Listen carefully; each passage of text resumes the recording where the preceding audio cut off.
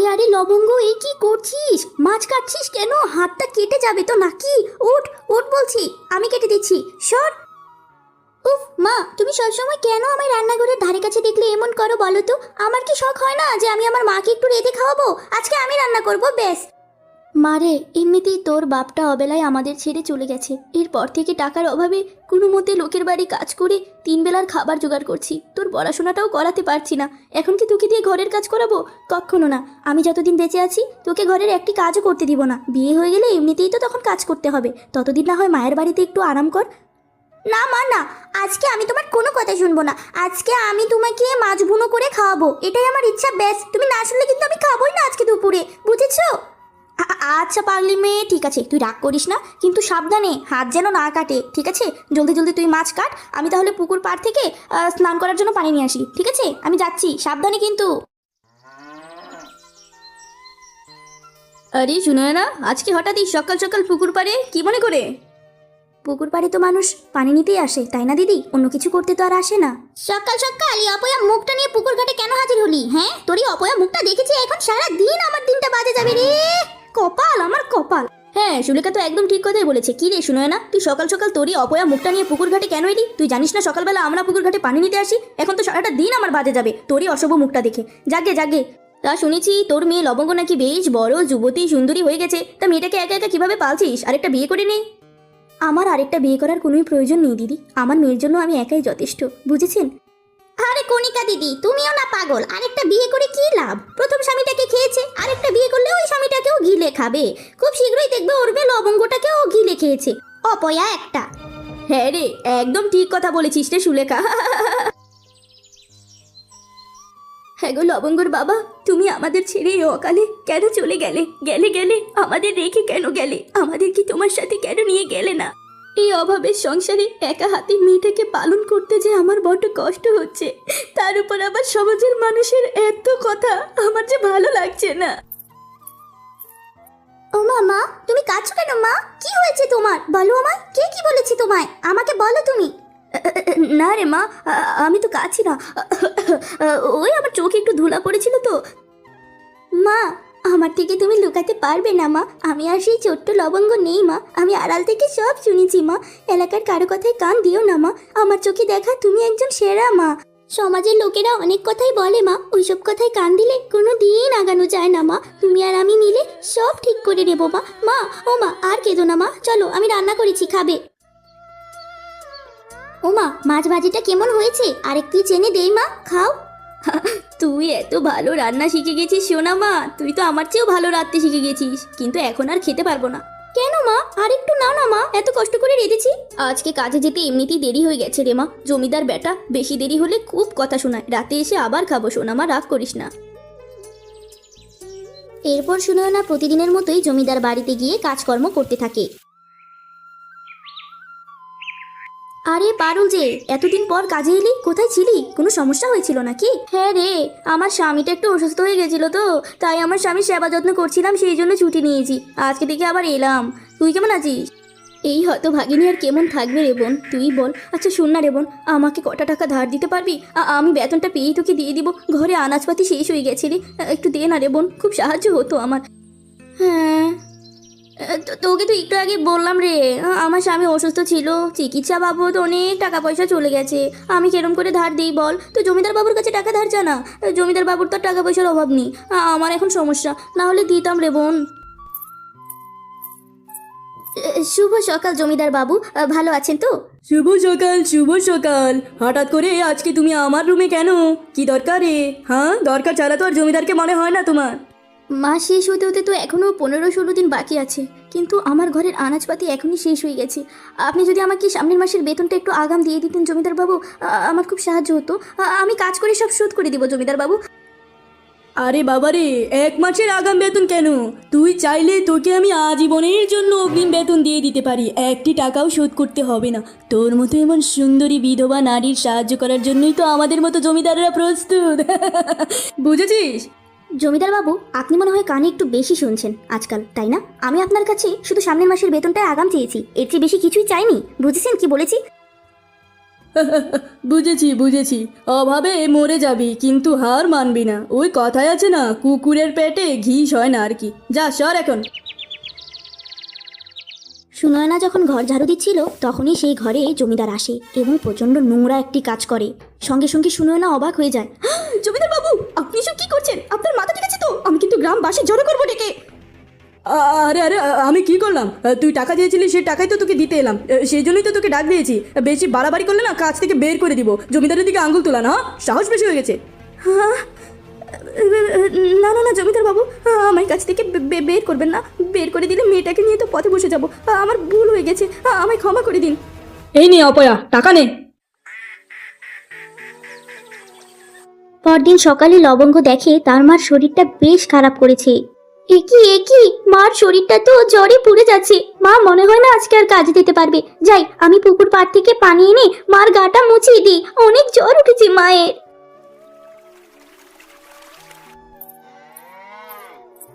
পানি নিয়ে আসার পর লবঙ্গ দেখে তাদের বাড়িতে দুষ্ট জমিদার। এই তুমি সুনয়নার মেয়ে লবঙ্গ না? হ্যাঁ হ্যাঁ জমিদার বাবু, আমি লবঙ্গ। কি হয়েছে? কোনো সমস্যা? সমস্যা মানে অনেক বড় সমস্যা। তোমার মা টাকা ধার নিয়ে হঠাৎ করে আজকে কাজে আসছে না কেন?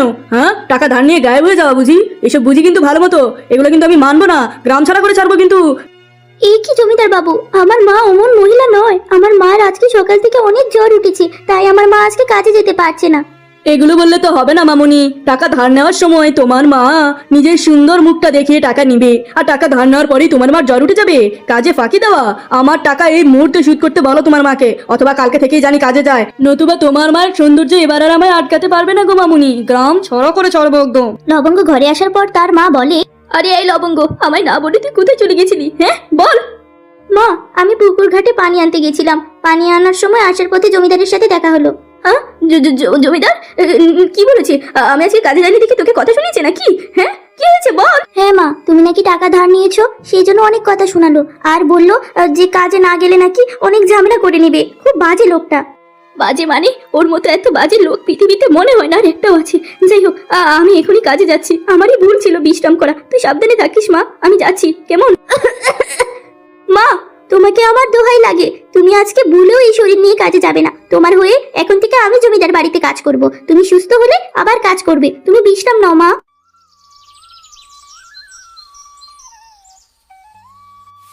এরপর থেকে লবঙ্গ জমিদার বাড়িতে কাজ করত।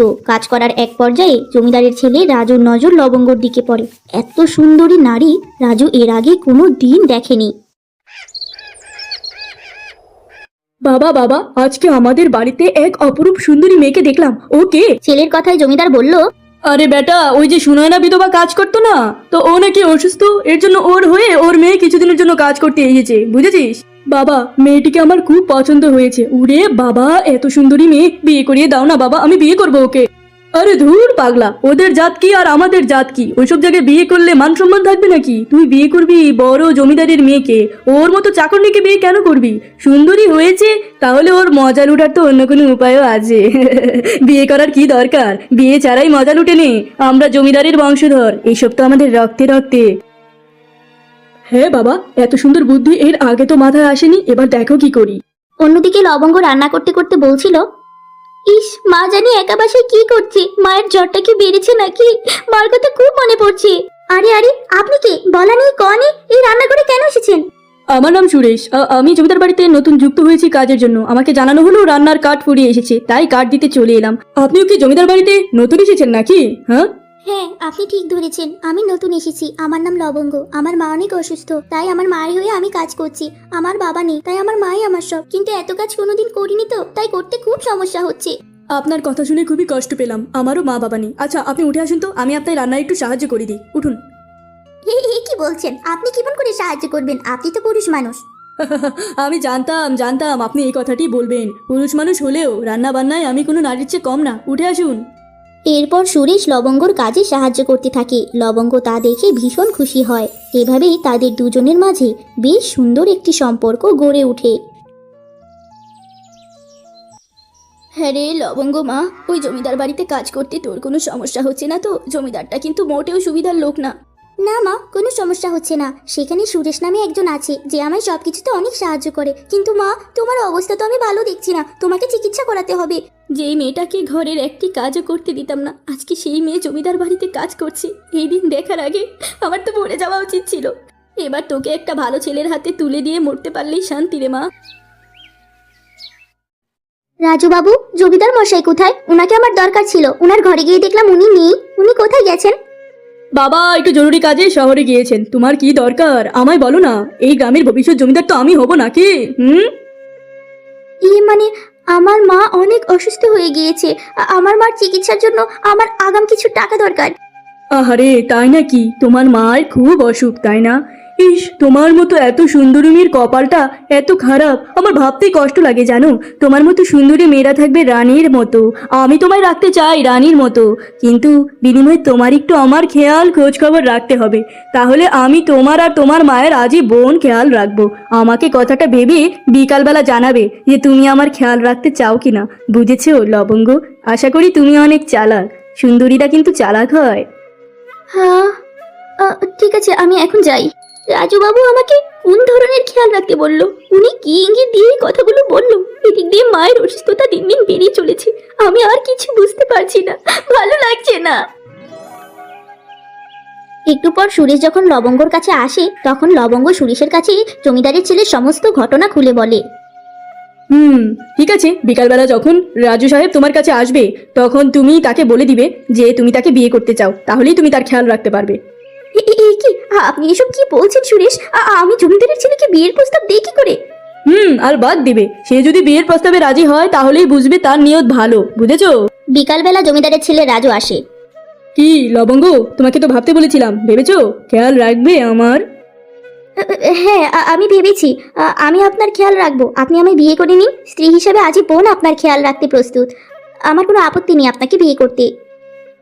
বিয়ে? কিন্তু বিয়ের কথা তো আমি বলিনি।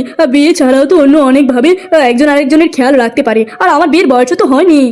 বিয়ে ছাড়া একটা ছেলের খেয়াল আরেকটা মেয়ে কিরম করে রাখে সেই শিক্ষা আমার মা আমায় দেয়নি। বাবা, সেই বিধবা মহিলার মেয়েটি তো অনেক বেশি চালাক বের হয়েছে। ও নিশ্চয়ই কিছু একটা ধরতে পেরেছে। ও আমাকে সরাসরি বিয়ের কথা বলছে। বাবা তুমি না করো না বাবা, এক রাতের জন্য হলেও ওকে আমার বিয়ে করতেই হবে বাবা। এরপর সময় মতো ওকে ঘাট ধাক্কা দিয়ে জীবন থেকে তাড়িয়ে দিব। তুমি ব্যবস্থা করো বাবা, ওকে আমার লাগবে, ওকে আমার লাগবে বাবা। শান্ত হ রে পাগলা, তোর বাপ থাকতে একটু চিন্তা কিসের? এই মিথ্যে বিয়ের নাটকটা করতে আমার 1 মিনিট সময় লাগবে, আমি ব্যবস্থা করছি, কেমন? তা বলছি যে শুনো না, তোমার আর আমার মধ্যে অতীতে যা হয়েছে সেসব ভুলে যাও।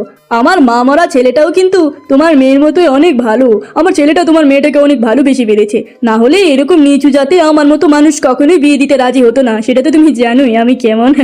যাই হোক, তুমি আর কোনো দ্বিমত রেখো না। তুমি বললে জলদি জলদি ওদের 2 হাত এক করে দিব। এর চেয়ে ভালো সম্বন্ধ কিন্তু তুমি আর পাবে না, শুনো না। আমার সংসারের যেই অভাব, তার উপর ইদানিং আমার শরীরের অবস্থাও ভালো না। যে কোনো সময় যা কিছু হয়ে যেতে পারে। এর চেয়ে ভালো জায়গা মনে হয় না আমার মেয়ের জন্য পাবো। তাছাড়া বাপ খারাপ দেখে যে ছেলে খারাপ হবে এমন তো কোনো কথা নয়। হ্যাঁ, ঠিক আছে জমিদার বাবু, আমি রাজি। তবে আমার একটা ইচ্ছা আছে, আমার মেয়েকে আপনারা কোনো দিন কোনো কষ্ট দিবেন না। আমার মেয়ের চোখে যেন এক ফোঁটা পানিও না আসে। দরকার হলে একবেলা খাবার কম দিবেন, তাও কষ্ট দিবেন না। আরে শুনো না, ওসব নিয়ে তোমার একদম ভাবতে হবে না। আমার ছেলে তোমার মেয়েকে জন্মের ভালোবাসবে। সুরেশ, আপনার কথা মতো জমিদারের ছেলের সাথে আগামী 1 সপ্তাহের ভিতরেই আমার বিয়ে। কিন্তু কেন জানি না আমার মনের মধ্যে একটা ভয় কাজ করছে। মনে হচ্ছে এই বিয়েতে আমি সুখী নই। মনে হচ্ছে আমি ভুল করতে যাচ্ছি। আরে দূর পাগলি মেয়ে, এত ভয় পেও না তো। ছেলেটা তোমাকে বিয়ে করতে রাজি হয়েছে, তার মানে ছেলেটা নিশ্চয়ই অনেক ভালোবাসে। তখনই জমিদারের ছেলে সেখানে এসে তাদেরকে কথা বলতে দেখে রেগে আগুন হয়ে যায় আর বলে, লবঙ্গ, এতদিন মানুষ আমার কানে অনেক কথা বলেছে, আজকে নিজের চোখে দেখে নিলাম তোমার এই চাকরটার সাথে কিসের এত কথাবার্তা। হ্যাঁ রাজু বাবু, আপনি এসব কি নোংরা কথা বলছেন? সুরেশ আমার ভালো বন্ধু, ওর সাথে ভালো দুটো কথা বলছিলাম। এর চেয়ে বেশি কিছুই নয়। আপনি এমন করে বলতে পারেন না আমায়। রাজু বাবু, মেম সাহেব তো আমার সাথে কাজের বিষয়ে কথা বলতেছিল, অন্য কিছু বলতেছিল না তো। কি করছিল আর কি করছিল না সেটার সাফাই আমার তোর মতো চাকরের থেকে নিতে হবে না। আর এই যে লবঙ্গ, তোমার মতো ছোট জাতের মেয়েকে বিয়ে করে জমিদার বাড়ির বউ বানাচ্ছি দেখে মাথায় উঠে বসো না কিন্তু। মাথার থেকে এক ধাক্কা দিয়ে ফেলে দিতে 1 মিনিট সময় লাগবে না। বাড়ি এসে লবঙ্গ তার মায়ের কাছে জমিদারের ছেলের ব্যবহার সম্পর্কে বলতে থাকে আর অঝরে কাঁদতে থাকে। এসব কথা শুনে সুনয়না বেগম আকাশ থেকে পড়ে। জমিদার বাবু, আজকের পর থেকে আমি অথবা আমার মেয়ে আমরা কেউই আপনার এখানে কাজ করব না। আর আপনার থেকে যতগুলো টাকা ধার নিয়েছিলাম সবগুলো ফেরত দিয়েছি, গণে নেবেন। আর আপনার ছেলের সাথে আমার মেয়ের বিয়েও আমি দিব না, ভেঙে দিলাম এই বিয়ে। আরে আরে সুন্দরী, তোর মাথা নষ্ট হয়ে গেছে নাকি? সোনার চামচ দূরে ফেলে দিচ্ছিস? কি হয়েছে তোর? যে ছেলে বিয়ের আগে আমার মেয়ের চরিত্র, আমার মেয়ের জাত নিয়ে এত বাজে আচরণ করে কষ্ট দেয়, সেই ছেলে যে বিয়ের পর আমার মেয়েকে কেমন সুখে রাখবে তা আমার বোঝা হয়েছে। এই জায়গায় বিয়ে করাবো না আমার মেয়েকে, বেশ। এই, তোর সাহস তো কম না ছোট লোক। জমিদার বাড়িতে দাঁড়িয়ে জমিদারের ছেলেকে নিয়ে কথা বলছিস? আমার সাথে পাঙ্গা নড়তে আসলে এর ফল ভালো হবে না কিন্তু। আমাদেরকে হুমকি থামকি না দিয়ে নিজের অমানুষ ছেলেটিকে মানুষ করুন। মা, এই মুহূর্তে এই জায়গা থেকে চলো। বাবা সুরেশ, তোমার যদি কোনো আপত্তি না থাকে আমার মেয়ের লবঙ্গর দায়িত্বটা তুমি কি নিবে বাবা? তুমি কি বিয়ে করবে আমার মেয়েটাকে? কিন্তু মাসিমা, আমার অবস্থা তো খুবই খারাপ। দিন আনতে পান্তা ফুরোয়, জমিদার বাড়ির কাজটাও এখন যায়। আমি কিভাবে আপনার মেয়েকে খাওয়াবো পড়াবো আমি কিছু বুঝতে পারছি না। আপনারা একটু ভেবে দেখবেন আরেকবার। আমার আর ভাবার কিছু নেই বাবা। টাকা পয়সা মানুষের জীবনে সুখ আনতে পারে না, কখনোই না। একবার তো টাকা পয়সা দেখে মেয়ের বিয়েটা সেই জায়গায় ঠিক করলাম, কিন্তু দিন শেষে কি পেলাম? তোমার মতো ছেলে, যে ওই জমিদার বাড়িতে আমার মেয়েকে এত সাহায্য করেছো, সেই ছেলেই আমার মেয়েকে অনেক ভালোবাসতে পারবে। যদি লবঙ্গর কোনো আপত্তি না থাকে আমার সাথে থাকতে, তাহলে আমারও কোনো আপত্তি নেই মাসিমা, আমি রাজি। এরপর সেই দিন রাতেই সুরেশের সঙ্গে লবঙ্গর বেশ সাদাসিধে ভাবেই বিয়ে সম্পন্ন হয়ে যায়। লবঙ্গ, এখন যেহেতু তুমি আমার বিয়ে করাবো, তাই আমি চাই না এই বিয়ের শুরুটা কোনো মিথ্যে দিয়ে হোক। তোমার সাথে আমার একটা অনেক বড় সত্য লুকানো আছে, যেটা আমি কিছু ঝামেলার জন্য বলতে পারছি না। খুব শীঘ্রই বলে দেব, ঠিক আছে? নিশ্চয়ই স্বামী, আপনার যখন সুবিধা হবে আপনি তখনই আমার কাছে সেই সত্যটা বলবেন। আমার কোনো সমস্যা নেই, আপনার উপর আমার পূর্ণ বিশ্বাস আছে। আপনি কোনো দিন আমায় ধোকা দিবেন না। পরদিন সকালবেলা জমিদারের সিপাহীরা জমিদারের আদেশে সুরেশকে ধরে নিয়ে যায়, যা দেখে সুনয়না এবং লবঙ্গ কান্নায় ভেঙে পড়ে। বাবা, সিপাহীরা সেই কখন গেছে? সেই বদমাসটাকে এখনো আনছে না কেন? আমার তো আর সহ্য হচ্ছে না, ওকে আমি মেরে ফেলবো। একটু ধৈর্য ধর রে বাবা, নিশ্চয়ই পথে কোনো সমস্যায় পড়েছে তাই দেরি হচ্ছে। আজকে ওই বদমাসটাকে নিয়ে আসুক, আমার হবু ছেলের বউকে বিয়ে করা ওর বার করব, ওকে মেরে আজকে মাটি চাপা দিব, বুঝবে জমিদারের সাথে পাঙ্গা নেওয়ার ফল কাকে বলে। সেই মুহূর্তে হঠাৎ জমিদার বাড়িতে দুইজন পুলিশ এসে হাজির হয়। You are under arrest. তোমাদের নামে প্রতারণা এবং জালিয়াতির অভিযোগ রয়েছে। এক্ষুনি আমাদের সাথে থানায় চলো। আরে মস্করা করছো নাকি পুলিশ? হ্যাঁ, তোমাদের চান্দা সব তো দিয়ে দিয়েছি, এরপরেও এসে ঝামেলা করছো কেন? আর আমরা কি অপরাধ করেছি? কি প্রমাণ আছে তোমাদের কাছে? হ্যাঁ শুনি। সেটা বড় স্যার জানে, এটা বড় স্যারের অর্ডার। এই, তোদের এই বড় স্যারটা কে? তখনই সুরেশ পুলিশের পোশাক পরিহিত অবস্থায় সেখানে আসে। আমি হলাম সেই বড় স্যার। আমার কথায় ওরা তোদের অ্যারেস্ট করছে, বুঝেছিস? আরে এ কি নতুন নাটক করছিস? একে তো আমাদের হবু ছেলের বউকে নিজে বিয়ে করে নিয়েছিস, এখন আবার পুলিশের পোশাক পরে এই কোন ধরনের নাটক? ভালো হবে না কিন্তু। তোদের মতো ভণ্ড প্রতারকদের সাথে অভিনয় করার কোনো সময় এই অফিসার সুরেশের নেই, বুঝেছিস? আজ থেকে 6 মাস আগেই তোদের নামে আমার কাছে অভিযোগ এসেছিল। তোরা অসহায় মেয়েদের ইজ্জত নষ্ট করিস, টাকা পয়সা জমি সব দখল করিস মানুষের অন্যায়ভাবে। তোদেরকে শাস্তি দেওয়ার জন্যই আমি তোদের এই ঘরে এসেছিলাম, সমস্ত প্রমাণ জোগাড় করতে। এখন আমি তোদের গ্রেফতার করতে এসেছি। আর রাজু, তোকে আমি ভালো ভেবেছিলাম, সেই জন্যই লবঙ্গকে তুলে দিতে চেয়েছি। তুইও তোর বাপের মতো লম্পট বের হলি। অফিসার, ওদের গ্রেফতার করো। Sure sir. এই, তোমরা থানায় চলো এখনই, জলদি করো। এরপর দুষ্টু জমিদার এবং তার ছেলেকে পুলিশ গ্রেফতার করে। সুরেশ বাবা, তুমি যে এত বড় একজন পুলিশ অফিসার, এই কথা আগে কেন বলোনি? আমার মেয়ের মতো গরিব মেয়েকে বিয়ে করেছো, ছেড়ে দিবে না তো বাবা? এখন বলো না। ছি মা, আপনি আমায় ভুল বুঝছেন। আমি লবঙ্গকে তখনও ভালোবেসেছি, এখনো ভালোবাসবো। আসলে আমার বড় স্যারের অর্ডারের কারণে আমার পরিচয়টা দিতে পারিনি, সেই জন্য আমি দুঃখিত। ঠিক আছে বাবা, তোমরা আর এখন এই গ্রামে দেরি করো না। অনেকে অনেক কথা বলছে। আমার মেয়েকে নিয়ে শহরে চলে যাও বাবা, খেয়াল রেখো মেয়েটার, বুঝেছো? আপনি এসব কি বলছেন? আপনার মেয়েকে নিয়ে শহরে চলে যাব মানে? আর আপনি এই ঘরের মধ্যে একা একা থাকবেন? আপনি এটা কেমন করে ভাবলেন? আপনিও আমাদের সাথে চলবেন মা, আমরা শহরে গিয়ে সবাই মিলেমিশে একসাথে থাকবো, চলুন। এরপর অফিসার সুরেশ শহরে তার রূপবতী বউ এবং শাশুড়িকে নিয়ে সুখে বাস করতে থাকে।